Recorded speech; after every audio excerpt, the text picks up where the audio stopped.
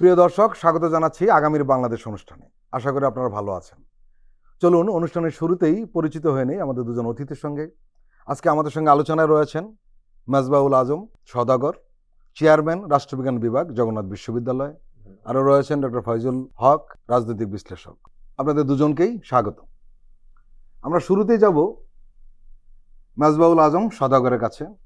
আপনি নিশ্চয়ই দেখেছেন যে ছাত্র রাজনীতি বন্ধের দাবিকে কেন্দ্র করে খুলনা প্রকৌশল ও প্রযুক্তি বিশ্ববিদ্যালয়, যেটা কুয়েট নামে পরিচিত, সেখানে একটি রক্তক্ষয়ী সংঘর্ষ হয়েছে ছাত্রদল এবং বৈষম্য বিরোধী ছাত্র আন্দোলনের মধ্যে, এবং সেখানে বহিরাগত এসে মারধর করেছে এবং এর ঘটনায় কয়েকটি বিশ্ববিদ্যালয় বিক্ষোভ মিছিল হয়েছে। ঢাকা বিশ্ববিদ্যালয় হয়েছে, আপনার বিশ্ববিদ্যালয় হয়েছে।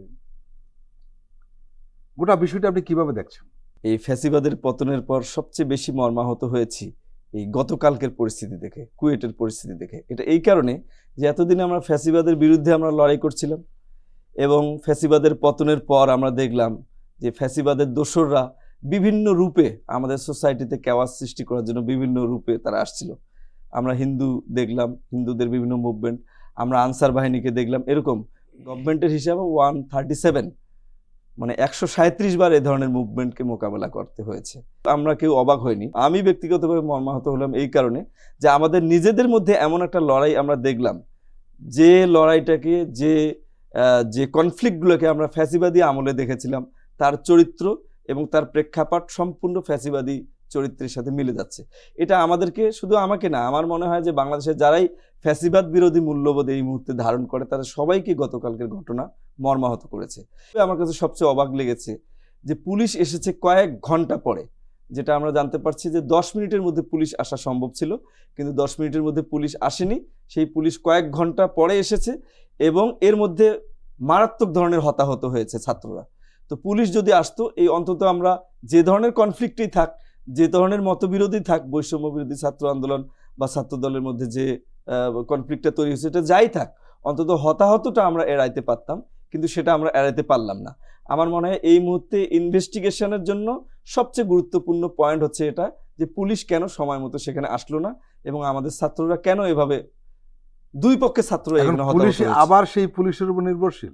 এটা একটা বিষয় যে আবার সেই পুলিশের উপর নির্ভরশীল বলতে বিষয়টাকে আমি দেখবো এভাবে, যেখানে একটা কনফ্লিক্টিং সিচুয়েশন অ্যারাইজ করেছে, এখানে দুই ধরনের ব্যর্থতা আছে। একটা হচ্ছে গোয়েন্দা বাহিনীর ব্যর্থতা। গোয়েন্দা বাহিনী নিজেই খবরটা ছিল সকাল থেকে নিশ্চয়ই যে ছাত্রদের মধ্যে একটা এরকম উত্তেজনা ঘটছে। ক্যাম্পাসে সবসময় গোয়েন্দা থাকে, আপনি জানেন। তো তারা সেখানে একটা ব্যর্থতার পরিচয় দিল। তারপরে এরকম একটা মারামারি হলো, কোপানো হলো রামদা দিয়ে। রামদা কিসের প্রতীক? রামদা তো ফ্যাসিবাদের প্রতীক। আমাদের ছেলেপেলেদের কাছে রামদা থাকবে কেন? বৈষম্য বিরোধীদের হাতেই বা অস্ত্র থাকবে কেন? ছাত্র দলের হাতেই বা অস্ত্র থাকবে কেন? আমরা এই ফ্যাসিবাদের যে প্রতীক, যে সিম্বল, এগুলোকে আমরা আমাদের মাঝে তো দেখতে চাই না। আমরা তো এটার বিরুদ্ধে এতদিন থেকে লড়াই করলাম। তো এটা আমাদেরকে সবচেয়ে বেশি মর্মাহত করেছে। এবং পুলিশের ব্যর্থতা একদিকে, গোয়েন্দার ব্যর্থতা আরেকদিকে, সিচুয়েশন হতাহত হয়ে গেল, তারপরে পুলিশ এসে এখানে বাঁশি বাজাচ্ছে, পুলিশ এখানে এসে দৌড়াদৌড়ি করছে। এটা বড় ধরনের একটা ব্যর্থতা এবং এটারও ইনভেস্টিগেশন হওয়া দরকার যে এত বড় একটা কনফ্লিক্ট থামাতে পুলিশ পারলো না কেন। খুলনা প্রকৌশল ও প্রযুক্তি বিশ্ববিদ্যালয়ে ছাত্র রাজনীতি কিন্তু অনেক দিন আগে থেকে নিষিদ্ধ। এমনকি যে সময় স্বৈরাচার সরকার ক্ষমতায় ছিল তখন কিন্তু এই বিশ্ববিদ্যালয়তে ছাত্র রাজনীতি হতো না। তাহলে হঠাৎ করে সেখানে ছাত্র রাজনীতির কেন এত প্রয়োজন পড়লো? এটা নিয়ে একটা বিতর্ক তৈরি হয়েছে। প্রথমত বলি যে বিশ্ববিদ্যালয় একটি স্বায়ত্তশাসিত প্রতিষ্ঠান, এখানে রাজনৈতিক কি ধরনের কার্যক্রম থাকবে কি থাকবে না, এটা বিশ্ববিদ্যালয় একটা গেজেট নোটিফিকেশনের মাধ্যমে সবাই অবহিত করে এবং সবাই সেটা জানে যে এই ধরনের কার্যক্রম এই ক্যাম্পাসে চলবে না। এখানে দুই দিক থেকে দুই ধরনের কমপ্লেইন আমরা শুনতে পাচ্ছি। একটা কমপ্লেইন হচ্ছে যে এখানে বৈষম্য বিরোধী আন্দোলন যে কমিটি, সেই কমিটি গঠন করা হয়েছে। এটা আগে থেকে ছিল এবং আমরা রিসেন্টলি একটা তথ্য পাওয়া যাচ্ছে যে বৈষম্য বিরোধী আন্দোলনের যে কমিটিটা ছিল, এটা কমিটিটা গঠনের কয়েকদিন পরে এটা বাতিল করে দেওয়া হয়েছে এই বিতর্কটা আসার পর। আর কেউ কেউ বলছেন যে বাতিল করেনি, এটা আমরা এখনো শিওর না। আর এদিকে আবার যেহেতু ছাত্র রাজনীতি প্রজ্ঞাপনের মাধ্যমে নিষিদ্ধ করে দেওয়া, সেহেতু ছাত্রদল আবার গিয়ে যখন সেখানে তাদের ফর্ম বিতরণ করছিল সদস্য সংগ্রহের জন্য, তখনই মূলত বিতর্কটা এখানে তৈরি হয়। তো এখন ছাত্রদলের দাবিটা হচ্ছে যে বৈষম্য বিরোধী যদি থাকতে পারে তাহলে আমরা থাকবো না কেন? আর বৈষম্য বিরোধীও ছাত্রদলকে দাবি করতেছে যে তারা রাজনীতি যেহেতু এখানে নিষিদ্ধ, সেখানে এখানে লেজুর ভিত্তিক অর্থাৎ দলীয় রাজনীতির চর্চাটা এখানে থাকবে না। আর ছাত্রদলের দাবিটা হচ্ছে বৈষম্য বিরোধী ছাত্র আন্দোলন itself is a political organisation now. So তারাও এখানে, তারা থাকলে আমরা থাকবো, তারা না থাকলে আমরা থাকবো না, এই ধরনের একটা কনফ্লিক্টিং সিচুয়েশনের মধ্যে এসে এই কারণে কি বাইরের লোক নিয়ে সেখানে ঢুকবে, কিংবা বাইরের চাপাতি নিয়ে ঢুকবে, রামদানে ঢুকবে? যেভাবেই ছাত্রদের মধ্যে কনফ্লিক্টটা এখানে তৈরি হোক, কোনো ক্যাম্পাসে বাইরের লোক এসে ক্যাম্পাসে যদি হামলা কার্যে জড়িত হয়, তাহলে এটা একটি জঘন্যতম অপরাধ। এটি বিশ্ববিদ্যালয়ের আইনে এবং দেশের প্রচলিত আইনে এটার বিচার হতে হবে। কারণ কোনোভাবেই আপনি দোষী হন বা না হন এটা পরের ব্যাপার, কিন্তু বাইরের লোকজন এসে এখানে হামলা চালাবে, এটা কোনোদিন কেউ মেনে নেওয়ার মতো এটা কোনো সুযোগ এখানে নেই। এটার বিচার হতে হবে এবং ইনভেস্টিগেশন হতে হবে। ডক্টর ফয়জুল হক, আমরা লক্ষ্য করলাম যে কালকে যখন এই ঘটনাটি ঘটার পরে কয়েকটি বিশ্ববিদ্যালয়ে বিক্ষোভ মিছিল হয়েছে।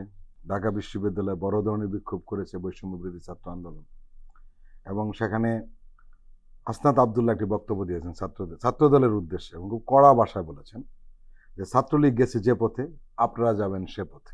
উনি বলছেন যে গত 16 বছরের নির্যাতনের কথা ভুলে যাবেন না। ছাত্রদলের উদ্দেশ্যে বলেছে যে চাপাতির রাজনীতি ক্যাম্পাসে আর রিইনস্টলড, পুনরায় প্রতিষ্ঠিত হবে না।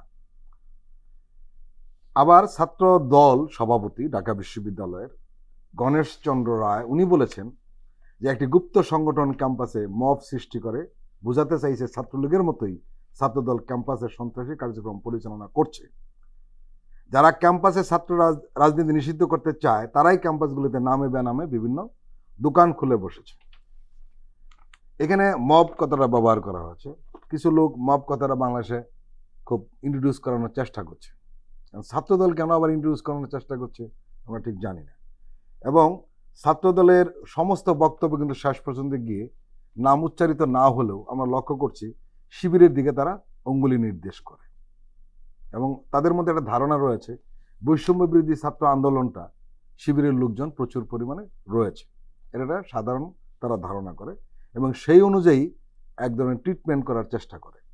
আমার প্রশ্ন হলো, এই যে বৈষম্য বিরোধী ছাত্র আন্দোলনের বা বৈষম্য বিরোধী যে ছাত্ররা এই আন্দোলনের নেতৃত্ব দিয়েছিল, সেখানে সব দলের লোকেরা ছিল, শিবির ছিল, ছাত্রদল ছিল, এদের সাথেই ছিল, তাদের নেতৃত্বকে তারা মেনে নিয়েছিল।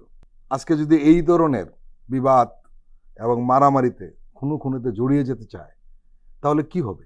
আমরা ফেসিবাদকে তাড়িয়েছি, ফেসিবাদের কোনো পুনরাবৃত্তি বাংলাদেশে ঘটতে দেওয়া হবে না, এবং এটা স্পষ্ট বার্তা। এটা বাংলাদেশের কোনো তরুণ প্রজন্ম, ছাত্র জনতা, শিক্ষক, সুধী, কৃষক, শ্রমিক জনতা কেউই এটা অ্যাকসেপ্ট করবে না।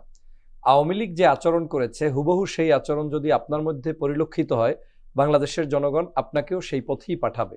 এটা স্পষ্ট বার্তা। এই বার্তাটা আজকের জন্য জায়েজ, কালকের জন্য হারাম এমনটা নয়।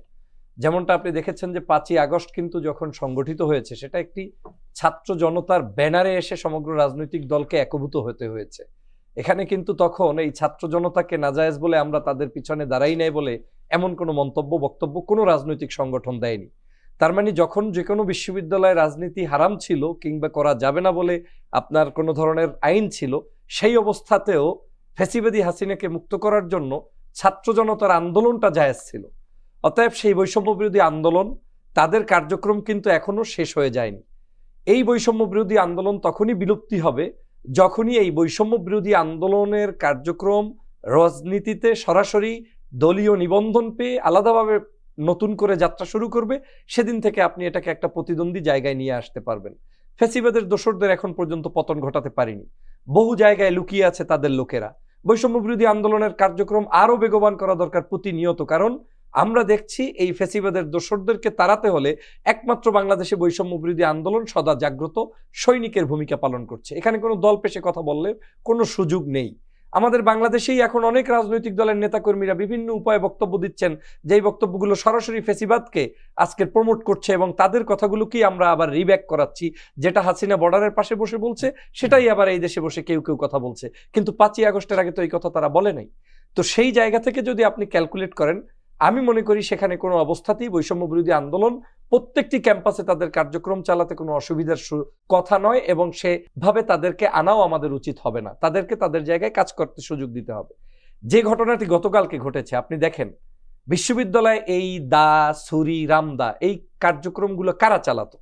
কারা রাস্তায় বিপ্রজিতের মতো, বিশ্বজিতের মতো মানুষকে হত্যা করত, কারা বিভিন্ন জায়গায় গুম করত, খুন করত, কারা বিশ্ববিদ্যালয়ে হাজবেন্ডের সামনে স্ত্রীকে গাছের সাথে বেঁধে রেখে তারপরে ধর্ষণ করত, জঙ্গলে নিয়ে ধর্ষণ করত।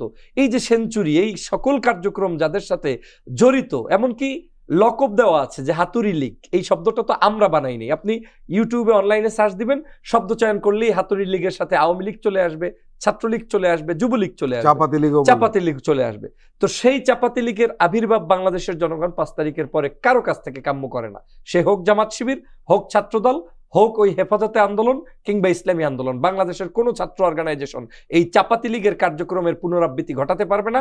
এটা করলেই তারা আজকের জনগণের কাছে ভিকটিমের শিকার হবে। আপনি দেখেন, বাংলাদেশের গতকালকের যে কাজটি হয়েছে, যুব দলের একজন নেতা, তিনি দৌলতপুর থানার সহসভাপতি, তাকে কিন্তু বহিষ্কারও করা হয়েছে। আমি বাংলাদেশ জাতীয়তাবাদী যুব দলকে ধন্যবাদ জানাই যে আপনারা অন্তত বহিষ্কার করেছেন। কিন্তু এই বহিষ্কারের মধ্য দিয়ে বাংলাদেশের মানুষের মানচিত্রে আপনি তাদের যে দৃশ্য, এই দৃশ্যটাকে পরিবর্তন করতে পারবেন না। আমাদের এদেশে প্রচলিত আছে যে কোনো কিছু ঘটলেই তদন্ত কমিটি আর হচ্ছে বহিষ্কার, এর বাইরে আর কোনো কিছু হয় না। বহিষ্কারটা হতে হবে আপনার মননে, আপনার হৃদয়ে, আপনার জায়গা থেকে সংস্কার করতে হবে। তারপরেও যুবদল তাকে বহিষ্কার করেছে। দ্যাট মিনস প্রমাণ হয়েছে যুবদল সেখানে সম্পৃক্ত ছিল। এই লোক, তার নাম হচ্ছে মাহবুবুর রহমান। এই মাহবুবুর রহমান সেখানে সরাসরি চাপাতি নিয়ে, তারপরে ধারালো অস্ত্র নিয়ে, সেখানে একেবারে ছাত্রলীগের ভঙ্গিতে, হাতে ব্রেসলেট, ঘড়ি, জুতার যে ফ্যাশন একই স্টাইলে পরবে, মাফলার পেঁচিয়ে তারপরে সেখানে এসে, কেন আমরা কি হাসিনাকে তাড়িয়েছি হাসিনার দোসরদের মতো সেজে গুজে আবার এখানে এসে নতুন করে ক্ষমতা দেখানোর জন্য? আমার তো মাঝে মাঝে দুঃখ হয় যে দেশ থেকে হাসিনা পালিয়েছে, মনে হয় যেন হাসিনার কিছু গুপ্তচরদেরকে এই দেশে আবার রেখে গিয়েছে। এটা কোনো নামের ব্যানারে যারা করবে তারা হচ্ছে মূলত, আমার কাছে মনে হচ্ছে, এই দলকে ক্ষতিগ্রস্ত করতে চায়। যেমন বিএনপি বাংলাদেশের একটি বৃহত্তর রাজনৈতিক দল, নো ডাউট। বাংলাদেশের জনগণ বিশ্বাস করে বাংলাদেশের গণতন্ত্রের জন্য আপসহীন দেশনেত্রী বেগম খালেদা জিয়ার অবদান আছে, শহীদ রাষ্ট্রপতি জিয়া রহমানের অবদান আছে স্বাধীনতার ঘোষণায়, তারেক রহমান সাহেব এই আন্দোলনের পিছনে অনেক কাজ করেছে। কিন্তু আমি এই 3 জনের ব্যক্তির বক্তব্যের সাথে এই দলের সিনিয়র অনেক নেতার বক্তব্যের কোনো মিল পাই না, এবং দলের নেতাকর্মীদের বক্তব্যের সাথে কোনো মিল পাই না। আমরা যদি শেখ হাসিনার শিখানো সেই শব্দচয়ন নিয়ে রাজনীতিতে পড়ে থাকি, এবং যদি আমরা সেই ভারতীয় সম্পর্ক জোরদার করার স্বার্থে আমার দেশকে বিকিয়ে দিয়ে তাদের তোষণনীতিতে ব্যস্ত থাকি, সেটা কোনোদিনই এদেশের জনগণ বিশ্বাস করবে না, গ্রহণ করবে না। এদেশের জনগণ চায় বাংলাদেশি রাজনীতি করবেন। এখন আমার বাংলাদেশ জাতীয়তাবাদী দল বাংলাদেশি জাতীয়তাবাদ করতে হবে। আপনাকে অন্য ভিন দেশ থেকে কোনো কিছু পাচার করে কিংবা ইনভেস্ট করে নিয়ে এসে তারপরে আপনি করবেন, সেটা চায় না। আমি এখানে একটা জিনিস আপনাকে বলতে চাই, বাংলাদেশে যে কোনো কিছু ঘটলেই শেখ হাসিনার সময় শুনতাম কি, রাজাকার, আল বদর, আল শামসের কাহিনী, জামাত শিবির, হেফাজতের কাহিনী। এই এখনো একই কথা, গুপ্ত সংগঠন। গুপ্ত সংগঠন মানে কি? এখানে গুপ্ত আর টুপ্তর কি আছে? বাংলাদেশের প্রত্যেকটি বিশ্ববিদ্যালয়ে যারা ভর্তি হয়, অ্যাকর্ডিং টু কান্ট্রি, তার ভোটার আইডি কার্ড এবং পাসপোর্টের যে নাম তালিকা, এই হিসেবে ছাত্র জনতা ওখানে ভর্তি হয়। যে কোনো ব্যক্তি সেখানে ভর্তি হয়ে তার নাচ করার অধিকার আছে, গান করার অধিকার আছে, এমনিভাবে তিনি তার মসজিদে গিয়ে নামাজ পড়ার অধিকার আছে, কোরআন তেলাওয়াত মাঠে ময়দানে গিয়ে করার অধিকার আছে। আমরা আওয়ামী লীগের আমলে দেখেছি ঢাকা বিশ্ববিদ্যালয়ে কোরআনের কোনো একটা অনুষ্ঠান করতে কোনো মাঠে বসলে সেখানে ওই ডিপার্টমেন্টের চেয়ারম্যান সহ শিক্ষকদেরকে নোটিশ পর্যন্ত ডিন কর্তৃক নিতে হয়েছে। এটা তো আওয়ামী লীগের চরিত্র। এখন সেই চরিত্র যদি আবার এখন শুরু হয় যে গুপ্ত অমুক তমুক, এটা কোনোভাবেই মিন করা যাবে না। এটা করলে ক্ষতিগ্রস্ত হবে ওই দলের নেতাকর্মীরা। আপনি দেখেন গতকালকের রিয়াকশন, সবচেয়ে আমি মনে করি গতকালকের এই কাজটা, আমার তো মনে হয় বিএনপি নয়, এটা একটা পরিকল্পিত উপায়ে এই দলকে, ইমেজকে ধ্বংস করার জন্য কিছু শাহবাগী চক্র লিপ্ত রয়েছে, যাদের উদ্দেশ্য হচ্ছে আওয়ামী সাজে, আওয়ামী স্টাইলে বিএনপির নাম এবং কর্মপদ্ধতিকে জাতির সামনে উপস্থাপিত করা, এবং সেটাই হচ্ছে। এবং কিছু কিছু রাজনীতিবিদ সেটাকে অনুধাবন করতে না পারার কারণে আজকে ব্যর্থতার গ্লানি তাদের কাঁধে নিতে হচ্ছে, বহিষ্কার করছে, কি লিখবে কি করবে বুঝতে পারছে না, কিন্তু বাস্তবতায় হয়ে যাচ্ছে আজকের বাংলাদেশের এই সংঘাতের দিকে যাচ্ছে। বাংলাদেশে বৈষম্য বিরোধী আন্দোলন হয়েছে শেখ হাসিনার একটা শব্দ চয়নের কারণে। রাজাকার শব্দ বলার পরে বাংলাদেশে কোনো দাড়িওয়ালা টুপিওয়ালা হুজুররা মিছিল করতে নামে নাই। আপনাকে মনে রাখতে হবে, রাজাকার উচ্চারণ করার পরে সর্বপ্রথম রোকেয়া হল থেকে ছাত্রীরা, যারা হচ্ছে প্রগতিশীল সাধারণ শিক্ষার্থী, তারা মিছিল করে বের করেছে। তো তারা যখন এই রাজাকার শব্দ নিয়ে মিছিল করেছে, বুঝতে হবে যে আওয়ামী লীগের রাজাকারের ডেফিনিশন বাংলাদেশে চেঞ্জ হয়ে গিয়েছে। অতএব এখন যদি বাংলাদেশে আপনি শিবির টিবির এগুলো বলেন, তাহলে আপনি তো লোক পাবেন না। আপনার মানুষ কোথায়? বাংলাদেশের সাধারণ শিক্ষার্থীরা যেটা পছন্দ করে সেটার দিকেই আপনাকে ধাবিত হতে হবে, সেই দিকটাকেই আপনার কাজ করতে হবে। এখন কি করা যায়? করতে হবে একটাই, সংস্কার। সংস্কার কি? জ্ঞান, বিজ্ঞান। আপনার এই যে কয়েকদিন আগে সম্ভবত ছাত্র শিবির একটা প্রোগ্রাম করেছে, I do respect them, that science fest নামে একটা প্রোগ্রাম করেছে। কিংবা ছাত্রদল আপনার লাইব্রেরি ভিত্তিক ওয়ার্ক করতে পারে, শিক্ষা ভিত্তিক ওয়ার্ক করতে পারে, ছাত্রদের জন্য গবেষণামূলক ওয়ার্ক করতে পারে, শিক্ষা সফর করতে পারে, অনুসন্ধানীমূলক বিভিন্ন রিসার্চ বেস কাজ করতে পারে। কিন্তু ওই বর্জুয়া রাজনীতি পূর্বে যেটা আমরা করে এসেছি সেটা এখন বাংলাদেশের জনগণ চায় না। এবং এই 5ই আগস্টের এ কারণেই আপনার বৈষম্য বিরোধী আন্দোলন বলেন, শিবির বলেন আর ছাত্রদল বলেন, প্রত্যেকের ভিতরে এই সংঘাতটা ততদিন পর্যন্ত থাকবে যতদিন পর্যন্ত পুরানো সেটআপ থেকে আপনি বের হতে না পারবেন। আপনি যদি এখনো মনে করেন I am going to be power, আপনি এই পাওয়ারে যাচ্ছেন, একটা কিছু করবেন, আর আমি আগের মতো প্র্যাকটিস করব না। শেখ হাসিনাকে তাড়িয়ে যুব সমাজ এখন এতটা শক্তিশালী হয়েছে, ছাত্র সমাজ এতটা শক্তিশালী হয়েছে, বাংলাদেশের কাউকে তারা ভয় পায় না। আগামী দিনে আমি তো মনে করি শেখ হাসিনাকে তাড়াতে জুলাই মাস এবং আগস্ট মাসের 36 দিন আর কি আমাদেরকে অতিবাহিত করতে হয়েছে। আগামী দিনে কোনো ফ্যাসিবাদকে তাড়াতে 36 দিন না 6 দিন সময় লাগবে না। এটা এই যুব সমাজের চাহিদা, দেশবাসীর চাহিদা, এবং এই দেশবাসী এখন ঐক্যবদ্ধ। ছাত্ররা যে কোনো ধরনের কার্যক্রম করে সাথে সাথে তারা ঐক্যবদ্ধ। আজকে আওয়ামী লীগ গতকালকের একটা হরতাল করেছে, আপনি দেখেন মানে নো রেসপন্স, একটা মানুষ তাদের পক্ষে নাই, জনগণ নাই, রিক্সাওয়ালা নাই, মানে আপনার সিএনজিওয়ালা নাই, কোনো মানুষ নামে নাই, এমনকি ওদের কোনো মিছিল নাই। মিছিল করে কোথায়? জঙ্গলের পিছনে, বাড়ি গাড়ির পিছনে তাহাজ্জুদ নামাজে রুখতে, সেগুলো করে আবার ফেসবুকে বেলাল্লাপনার মতো হাহা করে তারা পোস্ট করে। এই হচ্ছে তাদের রাজনৈতিক অধপতনের লেভেলটা চলে গিয়েছে। এর কারণটা হচ্ছে তারা বাংলাদেশি মানুষকে ক্যারি করতে পারে নাই। তারা ভিনদেশি কিছু কালচার এদেশে এনে এস্টাবলিশ করার চেষ্টা করেছে, কিন্তু বাই অরিজিন আমাদের পিপলরা যেটা ক্যারি করেছে তার ব্লাডের ভিতরে, শরীরের ভিতরে, সেটা তারা ভুলে যায়নি। সে কারণেই 5ই আগস্ট সংগঠিত হতে হয়েছে। অতএব আমি এই কুয়েটের কাছ থেকে, কুয়েটের যে ঘটনা ঘটেছে এখান থেকে বাংলাদেশের ছাত্র জনতাকে শিক্ষা অর্জনের উদাত্ত আহ্বান জানাই। যদি এটা না করে তাহলে আগামী দিনে ওই ছাত্র জনতার আন্দোলনের মুখেই কিন্তু আবার এই ধরনের বর্জুয়া রাজনীতির পতন হবে। মাজবাউল আজম সওদাগর, আমরা একটা বিষয় লক্ষ্য করলাম, যেটা ডক্টর ফয়জুল হকও বলছিলেন, সেটি হলো যে দীর্ঘ 16 বছরে যে বিভেদের রাজনীতি তৈরি করে গিয়েছে, তার প্রতিধ্বনি যখন আমরা কারো মুখে শুনি বা একই ধরনের বাক্য শুনি, তখন আমরা আতঙ্কিত হই এবং খুব উদ্বিগ্ন হই। এই কারণে হই যে আসলে যারা এই স্বৈরাচারের বিরুদ্ধে কাঁধে কাঁধ মিলিয়ে লড়াই করেছে, তারা রাজনীতিক আলাদা করবে, তাদের কৌশল ভিন্ন হবে, বক্তব্য ভিন্ন হবে, কিন্তু সেই বক্তব্য নিশ্চয়ই সেই স্বৈরাচারের মতো হবে না, বা স্বৈরাচারের শেখানো বুলিটা তারা আর হবে না। তাতে লাভ হবে কি? আপনি যেটি বললেন যে বিভেদের রাজনীতি, এই বিভেদের রাজনীতি বাংলাদেশে জিয়ে রাখা, এটি একটি ইন্ডিয়ান মাস্টার প্ল্যানের একটা অংশ। এই মাস্টার প্ল্যান দিয়েই কিন্তু ফ্যাসিবাদকে টিকিয়ে রাখা হয়েছে। এবং ঐক্য যখন তৈরি হবে, ঐক্যের কাছে কিন্তু সব ধূলিসাৎ হয়ে যাবে। এই ঐক্য যেন বাংলাদেশে কোনোভাবে তৈরি হতে না পারে, সেটি ছিল একটি ইন্ডিয়ান মাস্টার প্ল্যান। এখন এই ইন্ডিয়ান মাস্টার প্ল্যান, আপনার জুলাই বিপ্লবে কিন্তু ইন্ডিয়ান মাস্টার প্ল্যান সম্পূর্ণরূপে পরাজিত হয়েছে। শুধু আওয়ামী লীগ হাসিনা পালিয়েছে এটা কিন্তু না, ইন্ডিয়ান প্ল্যান, ইন্ডিয়ান দীর্ঘদিনের যে পরিকল্পনা তাদের সম্পূর্ণরূপে পরাজিত হওয়ার পর যদি আবার সেই ইন্ডিয়ান বয়ান আমরা আমাদের মধ্যে আমরাই যদি প্রচার করি, তাহলে এর চেয়ে দুঃখজনক আর কোনো কিছু নাই। এর অর্থ হচ্ছে এর কতগুলো পলিটিক্যাল সিগনিফিকেন্স আছে। যে বড় দলটার কথা আমরা বলছি, অনেক জনপ্রিয় পিপল সেন্ট্রিক একটি দল, এই দলের হাতে কিন্তু আমাদের ভবিষ্যৎ, আমরা ভবিষ্যৎ বাংলাদেশকে তার হাত দিয়ে আমরা নিয়ে যেতে চাই, প্রত্যেকটা মানুষ হয়তো তাই মনে করে।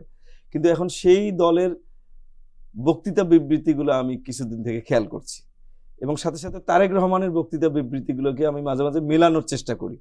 তারেক রহমান ঠিক যে মেসেজটা দিচ্ছে, এই মেসেজটা সিনিয়র নেতৃবৃন্দ কিন্তু তৃণমূল পর্যায়ে যে পৌঁছাচ্ছেন, যখন পৌঁছাতে গিয়ে কিন্তু মেসেজটা বিকৃত হয়ে যাচ্ছে।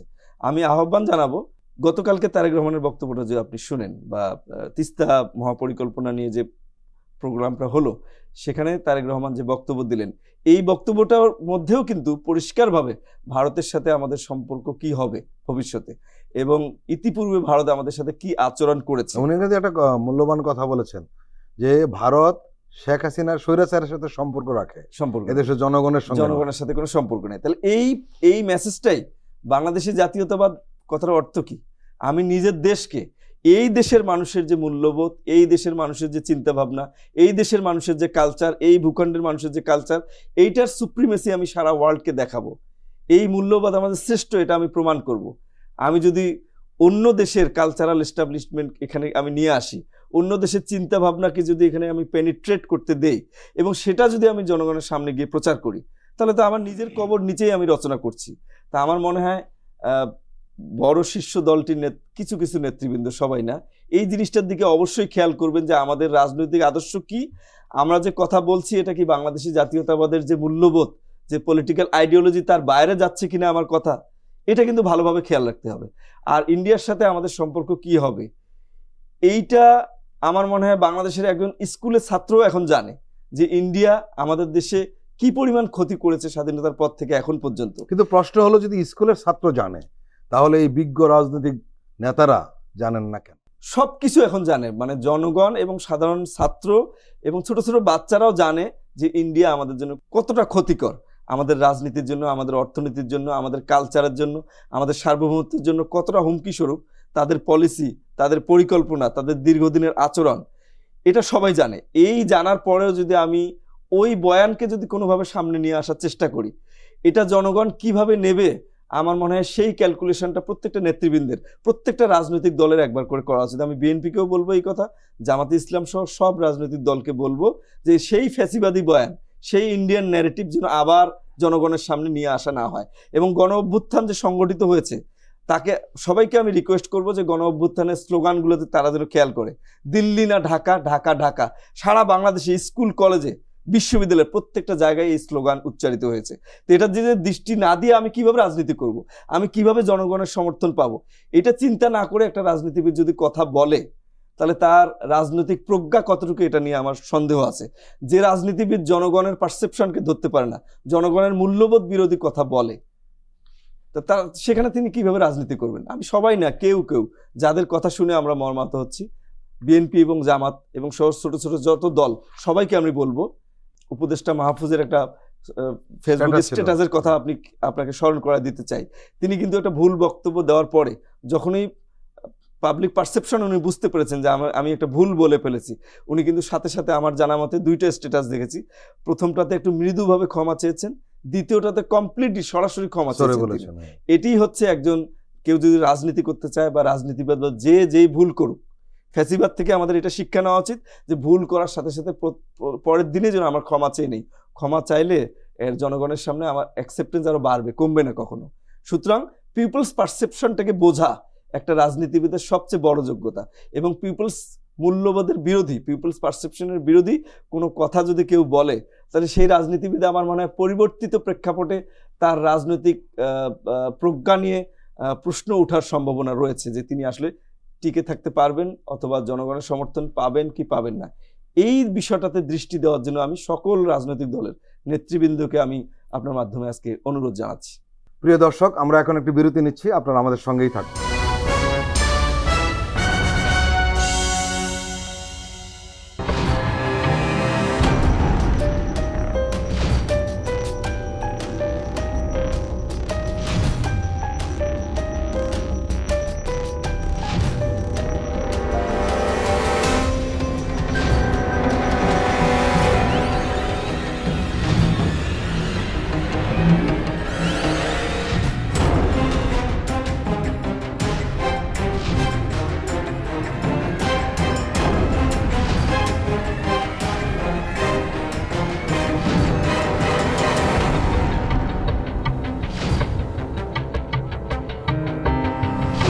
কেমন আছে অর্থনীতি দেখবেন প্রতি সোম ও মঙ্গলবার রাত 10:20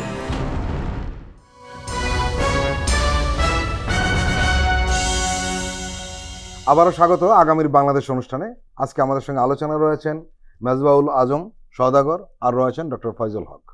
ডক্টর ফয়জুল হক, আমরা এই অনুষ্ঠানে অনেকবার একটি প্রশ্ন উঠিয়েছি, আমরা বারবার এটা উঠাতে চাই, আজকেও আপনার কাছে জানতে চাই, সেটি হলো যে কোনোভাবেই হোক না কেন এদেশের তরুণ সমাজের যে মনোজাগতিক পরিবর্তন ঘটেছে সেটি অন্যরকম।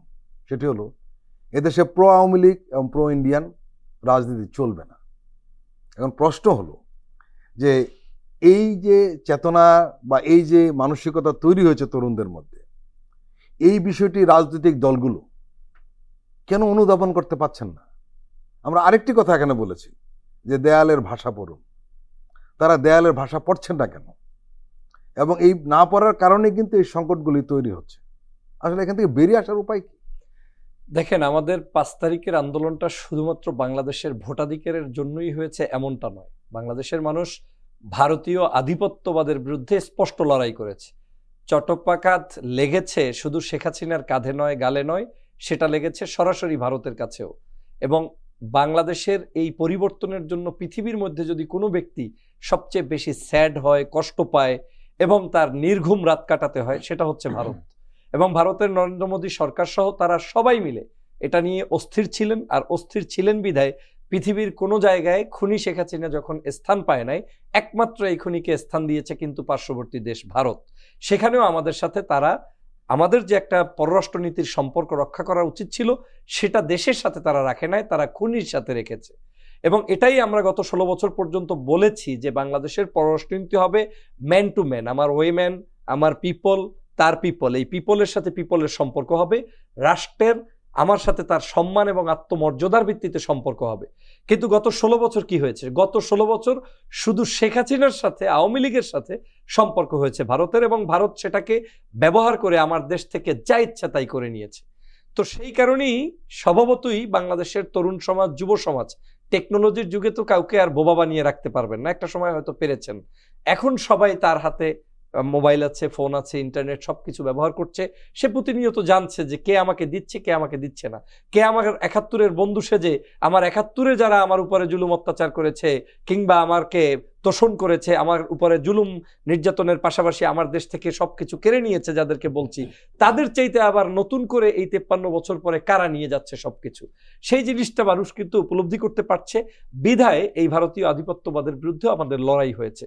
আজকে যে সমস্যাটা, সেটা হচ্ছে ভারত কিছু ন্যারেটিভ তৈরি করতে চায় বাংলাদেশে, কিছু শব্দচয়ন আপনাকে দিচ্ছে, কিছু কার্যক্রম আপনাকে দিচ্ছে, সেটা প্রগতির নাম দিয়ে দিচ্ছে, সেটা জঙ্গিবাদের নাম দিয়ে দিচ্ছে, সেটা ইসলামিক কিছু ওয়ার্ডের নাম দিয়ে দিচ্ছে। এগুলো করে করে বাংলাদেশের মানুষকে শুধু চাপে রাখার কৌশল, আর কিছু নয়। গতকালকে কিন্তু বিএনপি একটা গুড কাজ করেছিল, তিস্তার বাঁধের ওইখানে তাদের একটা বিশেষ একটা 2 দিনের কর্মসূচি ছিল।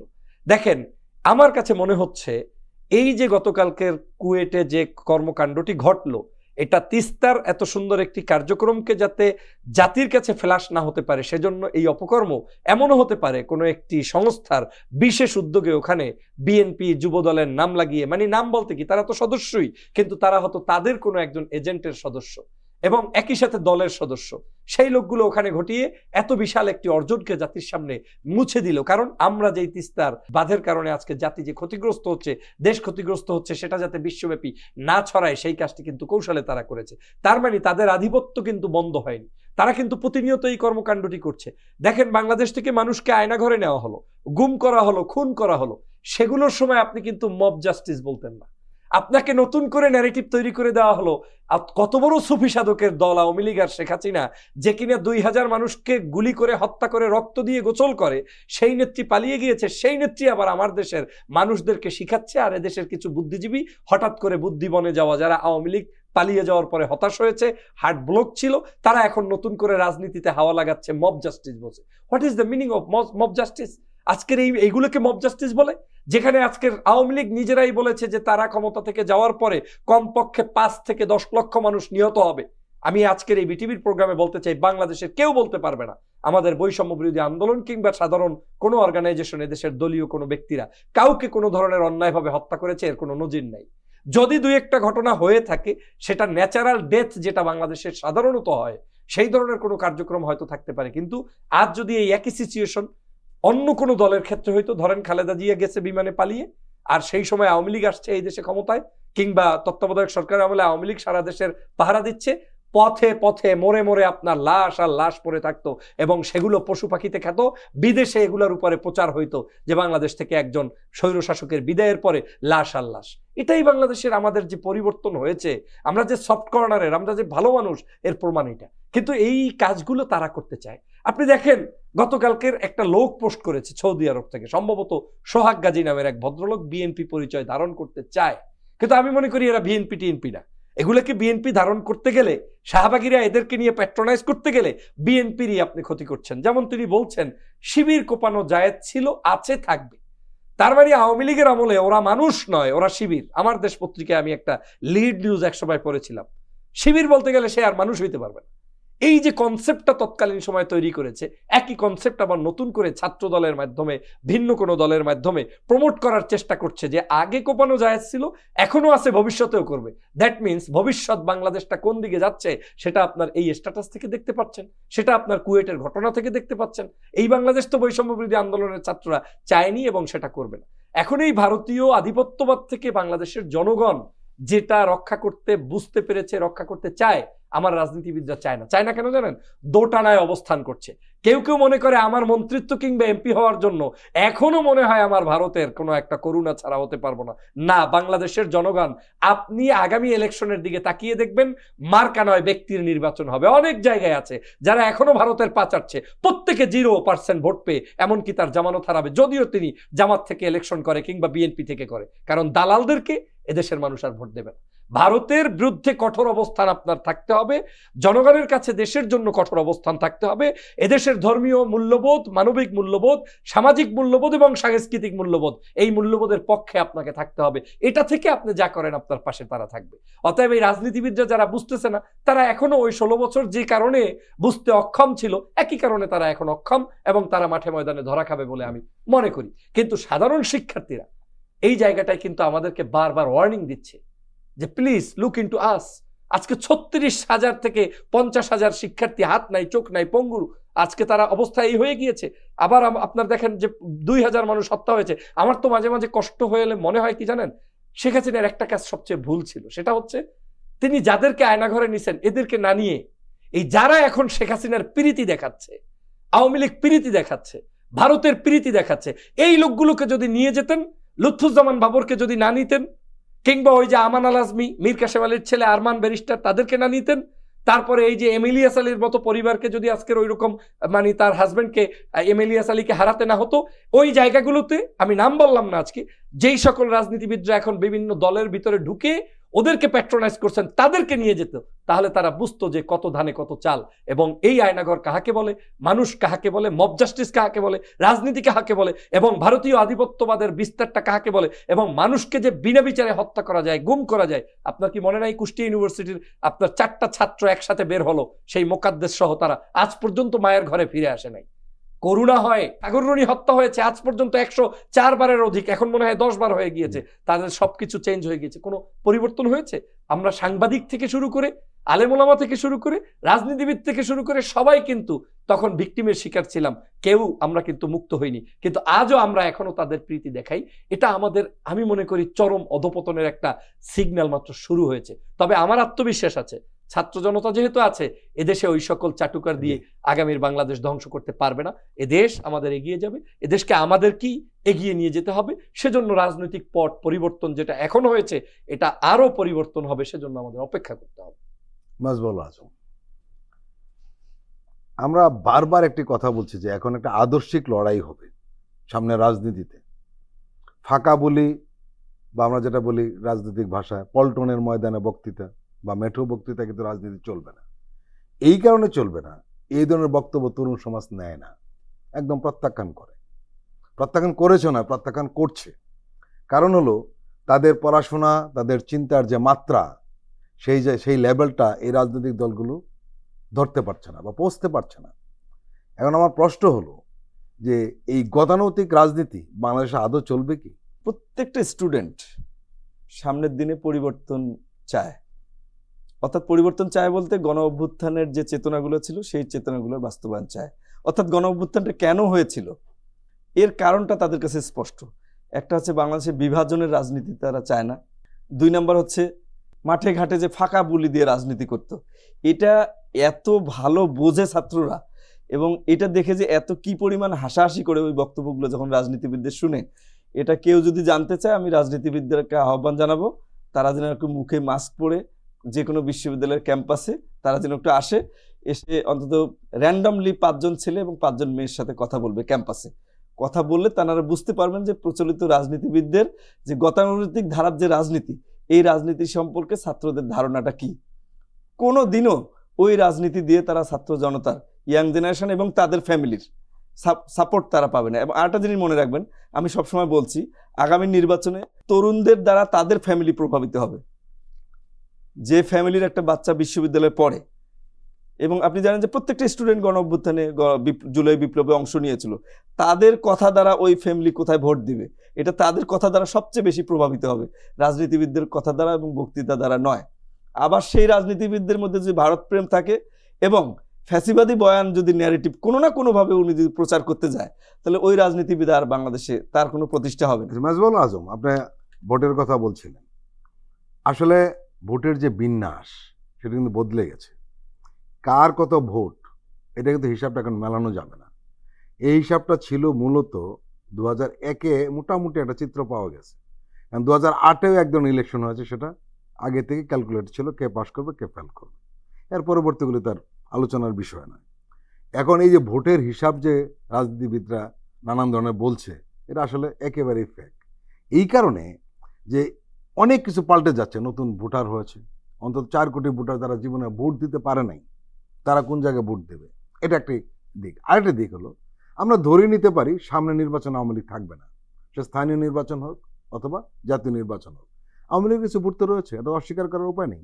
এই ভোটগুলি কোথায় যাবে সেই প্রশ্ন কিন্তু রয়েছে। কাজেই এই ভোটের যে গতানুগতিক হিসাব রাজনৈতিক দলগুলো করছে, সম্ভবত এটি সঠিক হবে না বা সঠিক নয় আর কি। আপনার কি মনে হয়? এটাই তো গতানুগতিক রাজনীতির ধারায় তারা হিসাব করছে, কিন্তু এখানে তো মিলাইতে হবে যে রাজনীতিতে যে পরিবর্তন আসলো, রাজনৈতিক সংস্কৃতিতে যে একটা পরিবর্তন আসছে। সংস্কৃতিতে পরিবর্তন আসছে কিরকম, এটা আপনি একটু ব্যাখ্যা দিতে চাই।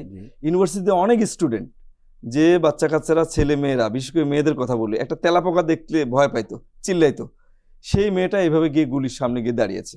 এটা বড় ধরনের একটা পরিবর্তন। এবং তাদের মধ্যে একটা ট্রেন্ড ছিল, ওই আমরা ওটা মজা করে বলতাম, ক্লাসরুমেও বলি, কিছু কিছু স্টুডেন্ট ছিল যে বলতো যে আই হেট পলিটিক্স, মানে আমি।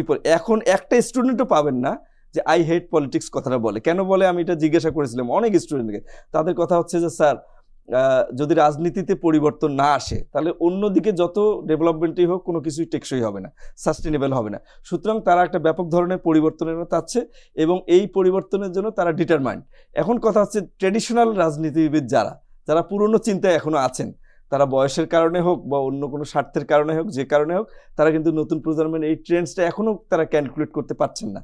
আর ভোটের হিসাবটা সম্পূর্ণভাবেই একেবারে গতানুগতিক এখানে। আর আপনি যেটা বললেন যে আওয়ামী লীগের ভোট এত % আছে, ভোটের বিন্যাসটা পাল্টে গেছে, বিন্যাসটা পুরো পাল্টে গেছে। আওয়ামী লীগের ভোট মানে এখন 50%-এর নিচে চলে আসবে। আওয়ামী লীগের ভোট আগে যেভাবে আমরা ধরতাম যে 35 থেকে 40, এটা এখন 20%-এর নিচে চলে আসবে। কারণ আওয়ামী লীগের মধ্যেও তো অনেক ভালো ভালো মানুষ আছে যারা ন্যায় বিচার চায়, জাস্টিস চায়, ডেমোক্রেসিতে বিশ্বাস করে, এটা সমর্থক লেভেলে, নেতাদের কথা বলছি না।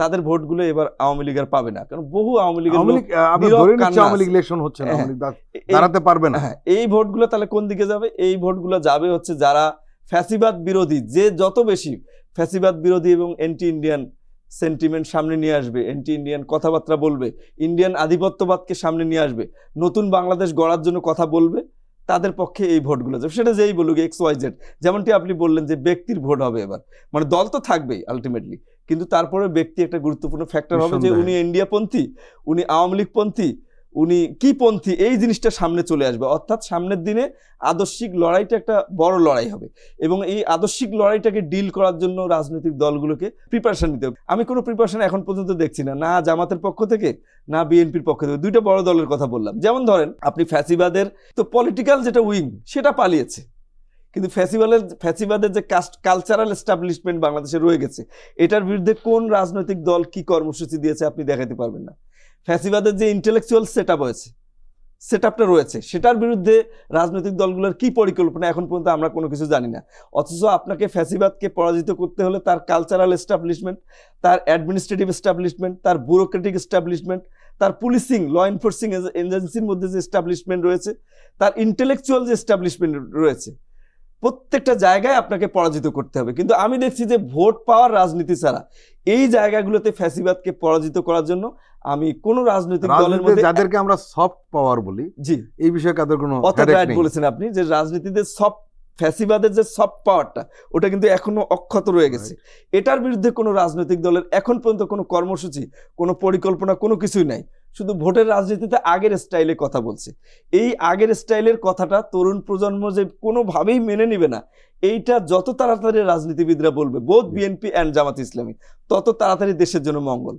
এবং দেশের জনগণ এবার নতুনভাবে দেশ গড়তে হবে এই ব্যাপারে ডিটারমাইন্ড, এবং তরুণ সমাজ ডিটারমাইন্ড, এবং তরুণ সমাজের কথা এবং তাদের কমিটমেন্ট এবং তাদের যে কাজ, এটা অনেক বেশি ভ্যালুয়েবল হবে, এফেক্টিভ হবে আগামী মানে ফোর্থকামিং যে ইলেকশন, সেই ইলেকশনে। প্রিয় দর্শক, আমরা আবারও একটি বিরতি নিচ্ছি, আপনারা আমাদের সঙ্গেই থাকুন।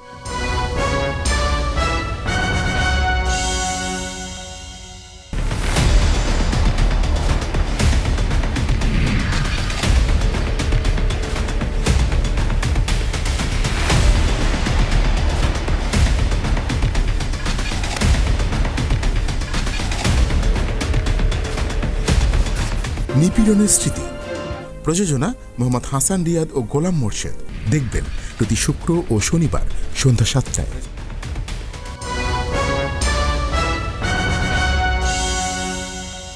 আবারও স্বাগত আগামীর বাংলাদেশ অনুষ্ঠানে। আজকে আমাদের সঙ্গে অতিথি হিসেবে রয়েছেন মেজবাউল আজম সওদাগর, আর রয়েছেন ডক্টর ফয়জুল হক।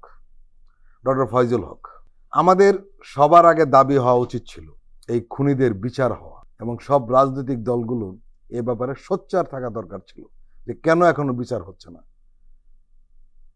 এই যে আন্তর্জাতিক আদালতে কি করছে, এই প্রশ্নগুলো বারবার উঠানো উচিত ছিল। সরকার কি করছে, এই প্রশ্নটা খুব বড় আকারে সমস্বরে বলা উচিত ছিল, কিন্তু তারা বলছে না।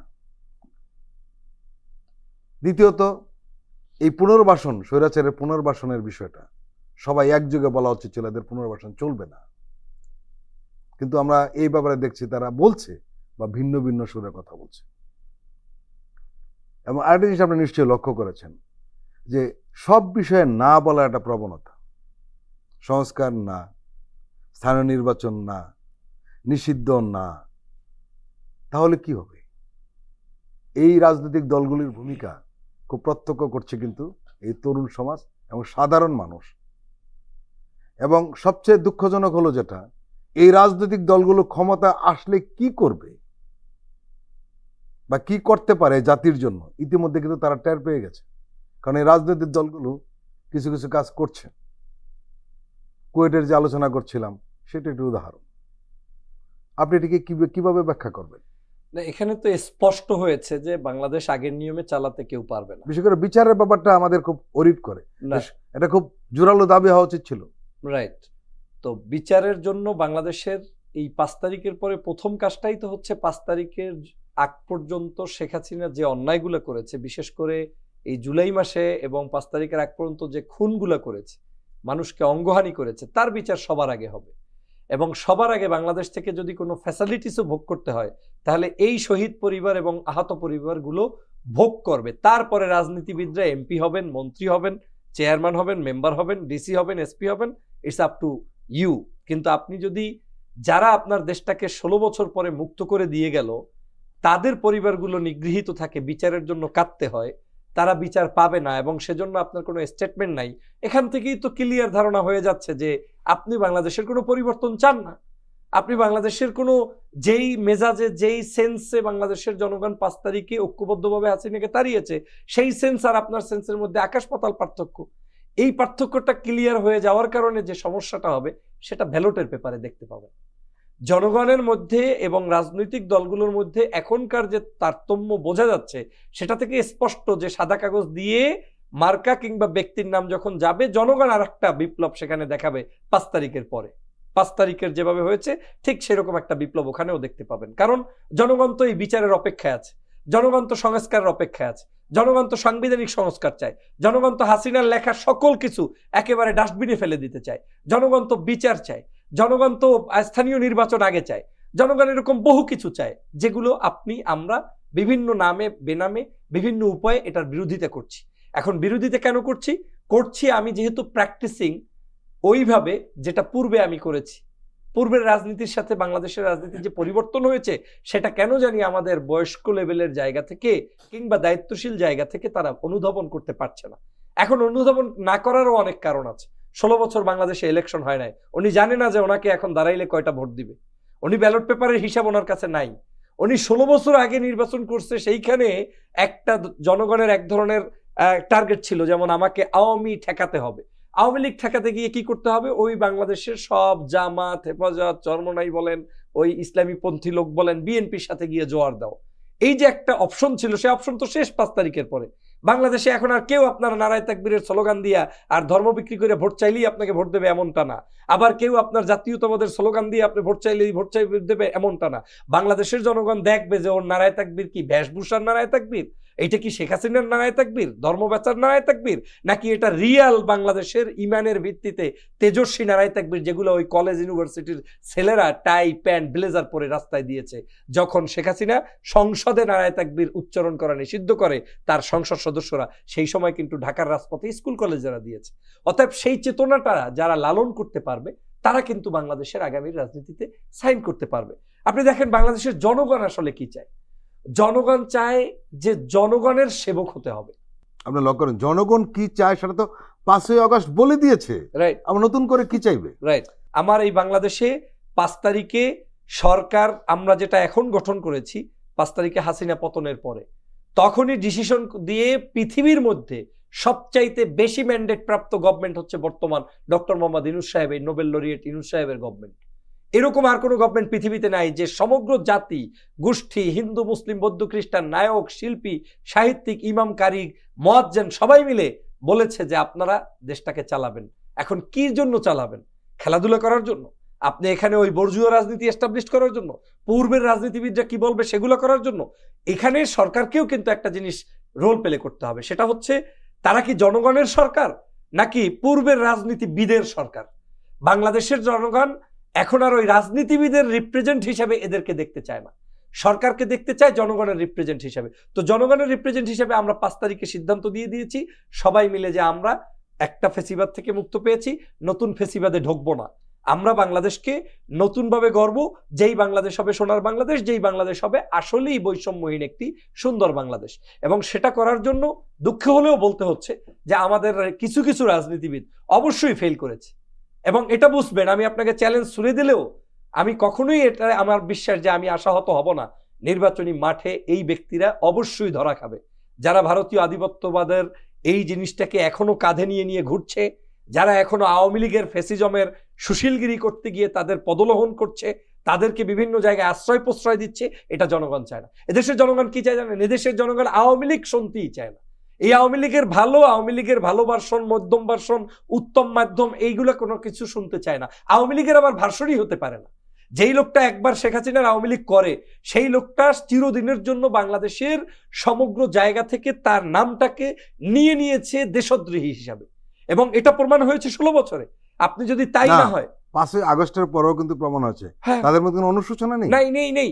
আপনি এখন যদি বাংলাদেশের জনগণকে আপনি দেখেন, যে আমাকে অনেকে বলে যে কিছু তো ভালো আওয়ামী লীগ আছে, আমি বলি কিছু ভালো আওয়ামী লীগ আছে, ওরে প্রথম কোশ্চেনটা করেন, do you love Sheikh Hasina or not? ও যদি আনসার করে হ্যাঁ আমি শেখ হাসিনাকে ভালোবাসি, ও তো টাটকা মুনাফিক। কারণ এগুলো একটাও আওয়ামী লীগ, এই দেশে শেখ হাসিনা ছাড়া কোনো আওয়ামী লীগ নাই। আর শেখ হাসিনা ছাড়া যেহেতু আওয়ামী লীগ নাই, তার মানে সেই আওয়ামী লীগ এই দেশের জনগণের আওয়ামী লীগ না। কারণ শেখ হাসিনা তো আজকের মানুষকে ধ্বংস করেছে, মানুষকে হত্যা করেছে, মানুষকে নির্বিচারে বিভিন্নভাবে জুলুম অত্যাচার করেছে। অতএব এটা হচ্ছে সুশীলদের একটা কাজ, কেন? পুনর্বাসন করার জন্য। আওয়ামী লীগকে তো নতুন নামে আনতে হবে। কেউ কেউ সাংবাদিকতার পেশায় নামে আনবে, কেউ কেউ আলেম সেজে আনবে, কেউ কেউ কারি সেজে আনবে, কেউ কেউ মানে তাফসির কারক সেজে আনবে, কেউ কেউ আবার বড় বড় প্রফেসর সেজে আনবে। এই বুদ্ধিজীবীর অভাব হবে না। এরা জায়গায় জায়গায় দেখবেন বলবে যে না আমরা হাসিনার রাজনীতি করব না, কিন্তু গণতান্ত্রিক উপায়ে তো আমাকে একটা স্পেস দেওয়া দরকার। তোমার 16 বছর মনে ছিল না যে বাংলাদেশের মানুষের একটা মানুষ একটা ভোট পর্যন্ত দিতে পারে নাই? আজকে যারা বলছে যে ভোট কোনটা আগে হবে না পরে হবে, আরে আগে তো আগেও ছিল না, পরেও ছিল না। আজকে যারা আমরা বলছি যে নির্বাচন স্থানীয় আগে হবে না পরে হবে, গত 16 বছর পর্যন্ত একটা চেয়ারম্যান, মেম্বার, এমপি সরাসরি দলভুক্ত কোনো ভালো অন্য দলের মানুষরা নির্বাচিত হতে পারে নাই, তাদেরকে হতে দেয় নাই। সেই আওয়ামী লীগের লোকগুলোকে বাদ দিয়ে এখন যে একটা ফ্রি ফেয়ার ইলেকশন হবে, সেখান থেকে যারাই আসবে তারা দেশপ্রেমিক। অর্থাৎ তাদেরকে আমরা দিতে আবার কুণ্ঠাবোধ করো, তার মানে আমার ভিতরে নষ্টামি ভরপুর হয়ে আছে, আমি চুরি করতে চাই। স্পষ্ট এটা বললেই তো হয় যে আমি আগে কেন রাজি না, কারণ আমি চুরি করতে চাই। আগে কেন রাজি না? কারণ আমি প্রভাব বিস্তার করতে চাই। আগে কেন এই স্থানীয় নির্বাচনে আমি রাজি না? কারণ আমি এখানে আমার নিজের লোক বসিয়ে দিয়ে তারপরে নির্বাচন করব এবং কিছু টাকা ইনকাম করব। এটার জন্য বৈষম্য বিরোধী আন্দোলনের 5 তারিখের আন্দোলন হয় নাই। 5 তারিখের আন্দোলন হয়েছে গ্লাসের মতো ক্লিন থাকবে। You are right person, I will vote for you. You are wrong person, I will never. So এই যে জায়গাটা, এই কনসেপ্টটা ক্লিয়ার করতে হবে। এটা যারা যত দ্রুত করবে তারা তত সফল হবে। কেন আপনার ভয়ের কি আছে? বাংলাদেশের বড় বড় রাজনৈতিক দলকে আমি তো বারবার বলেছি বিভিন্ন শোতে, যে বিএনপি আছে, জামাত আছে, হেফাজত, চরমনাই, অন্যান্য আরো ছোট বড় রাজনৈতিক দল আছে, প্রত্যেকেই যার যার জায়গা থেকে আপনি আপনার ভালো মানুষগুলোকে প্রার্থী দিন, দেখবেন আপনার লোকই ওখানে জয়যুক্ত হয়ে আসবে।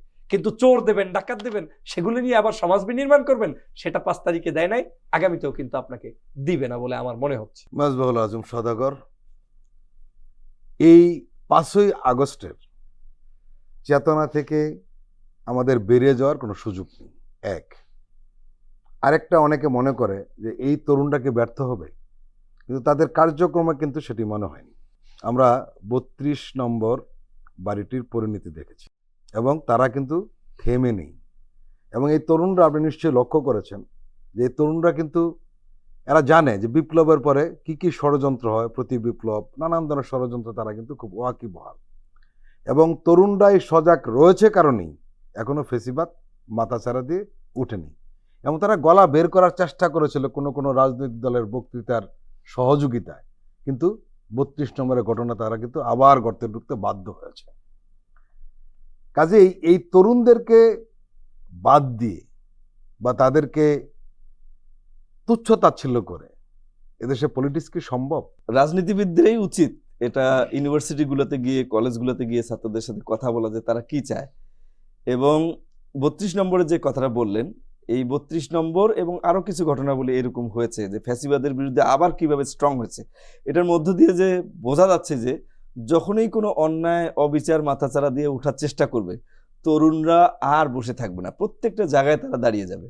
রাজনৈতিক দল মত নির্বিশেষে তারা দাঁড়িয়ে একটা যাবে। যোগ করে এখানে কোনো কোনো রাজনৈতিক দলের নেতারা বলার চেষ্টা করেছিলেন যে তরুণরা ওই সময় ডাকলে যে লোক আসতো, এখন ডেকে দেখুক আসে কিনা। সেটা কিন্তু ভুল প্রমাণিত হয়েছে। যারা সেদিন রাত্রে 32 নম্বর গিয়েছে তারা দেখেছে সেখানে জনতা আর কি ধরনের ঢল নেমেছিল। এটা কমপ্লিটলি একটা ভুল কথা। আচ্ছা, এখনই যদি আমি ফর এক্সাম্পল আপনাকে বলি, যদি একটা এরকম খবর আসে যে শেখ হাসিনা অমুক বর্ডার দিয়ে বাংলাদেশে ঢোকার জন্য আসতেছে, এই খবরটা আপনি যে একটা গুজবও যদি রটে, তা আমার মনে হয় গুজবের উপর ভিত্তি করে কয়েক লক্ষ মানুষ ওখানে চলে যাবে তরুণদের নেতৃত্বে। তো যখনই ফ্যাসিবাদী কোনো চেতনা এখানে দানাবাদা দিয়ে ওঠার চেষ্টা করবে, এক মুহূর্ত তরুণ সমাজ এখানে বসে থাকবে না। এটা যদি কেউ বুঝতে চায় তাহলে তাকে বিশ্ববিদ্যালয়গুলোতে যেতে হবে, ছাত্রদের সাথে কথা বলে তাকে বুঝতে হবে যে তরুণরা কি চায়, কি অবস্থায় আছে। আর এই ভুল পারসেপশন থেকে তারা যেন বের হয়ে আসে যে ওই দিন অনেক লোক এসেছে। আচ্ছা, এটা দিয়ে তারা কি বোঝাতে চায় যে ওই দিন অনেক লোক এসেছিল, এখন ডাকলে তারা আসবে না? এটা দিয়ে তারা তাদের মনের ভিতরে যে মেসেজটা কি দিতে চায়, যে তরুণকে কি অবজ্ঞা করা, নাকি তরুণরা ওই কাজটা খুব খারাপ করছিল? এটা কিন্তু আসলে বোঝাতে চায় যে তরুণরা, এটা কিন্তু আমার ধারণা সেই প্রশ্ন উঠতেই পারে যারা তরুণরা ওই কাজটি খারাপ করেছে, যারা ফ্যাসিবাদী চেতনা যাদের মনে আছে, আমার মনে হয় তাদের মুখ থেকে এই ধরনের কথা আসা সম্ভব। কোনো ফ্যাসিবাদ বিরোধী কোনো শক্তির একজন সদস্যের মুখ থেকে এই ধরনের কথা আসা সম্ভব না। না, এটা তো অবজ্ঞা করা, যে তখন আসছিল এখন ডাকুক না, কে আসুক, মানে এটা দিয়ে কি বোঝাতে চায়? অবজ্ঞা করা? এটা কোনোদিনও সম্ভব না। একজন ফ্যাসিবাদ বিরোধী মানুষের পক্ষে এই কথা, এই প্রশ্ন তোলা কখনো সম্ভব নয়। সুতরাং এই তরুণদেরকে লক্ষ্য করেই, তরুণদের চেতনা বুঝেই রাজনীতিবিদদেরকে এগিয়ে যেতে হবে। যারা ভুল পথে আছে তারা এখনই ভুল সংশোধন করে তারা সঠিক পথে আসবে। অন্যথায় আগামী নির্বাচনে তারা এটার ফলাফল পাবে, সেটা যে দলের হোক। আমি কোনো দল উদ্দেশ্য করে বলছি না, যে দলের যে রাজনীতিবিদের হোক, এইটা তাদেরকে মেনটেন করে চলতে হবে। তা নাহলে তার কোনো রাজনৈতিক ভবিষ্যৎ এই বাংলাদেশে হবে না।